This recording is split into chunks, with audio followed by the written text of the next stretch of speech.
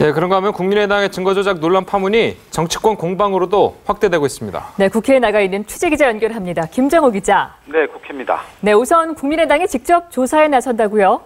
네, 그렇습니다. 문재인 대통령의 아들 준용 씨의 고용정보원 입사 관련 의혹에 대한 증거를 조작했다고 시인한 국민의당이 당내에 조사단을 구성하기로 했습니다.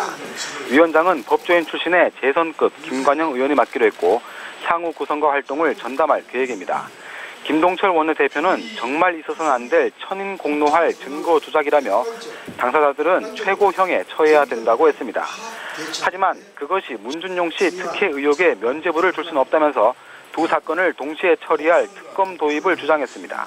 같은 당 이상돈 의원은 사건 당사자인 이유미 씨와 이준서 전 최고위원이 안철수 전 대표가 영입한 인물이거나 팬이라면서 안 전 대표에게도 정치적인 책임이 있다고 했습니다.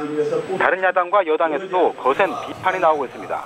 민주당 박홍근 원내수석 부대표는 대선 개입이자 국기문란이라면서 국민의당이 국민 앞에 속고대죄하고 한 점 거짓 없이 자체 조사를 실시해 응분의 조치를 취해야 한다고 했습니다. 바른정당 이해훈 대표는 꼬리 자르기가 아닌지 의구심이 든다면서 당과의 관련성과 지시 여부 등이 철저히 진실 규명돼야 한다고 했습니다. 예, 그런가 하면 이제 송영무 국방부 장관 후보자가 이번에는 음주운전 의혹이 제기됐다면서요? 네, 그렇습니다. 자유한국당 김학용 의원이 경남 진해기지사령부에서 확인한 내용이라며 기자회견을 했습니다. 홍 후보자가 해군작전사령부 계획과정으로 재직하던 1991년 진해 시내에서 만취 음주운전으로 적발된 사실이 헌병대 사건 접수부에 기록됐다는 겁니다.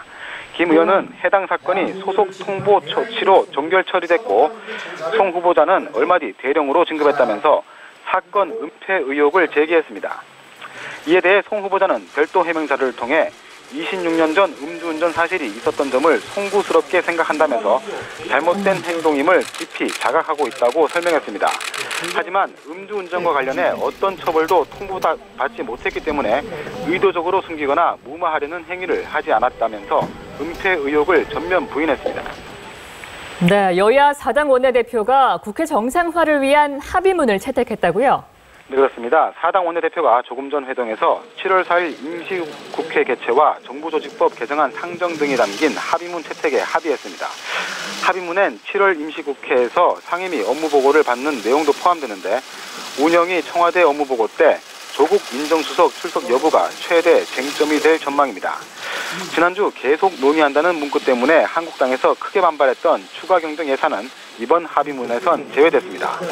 2시부터 열리는 본회의에선 정치개혁특위 구성안과 헌법 개정 특위와 평창 동계 특위 활동기한 연장안 등을 처리할 예정입니다.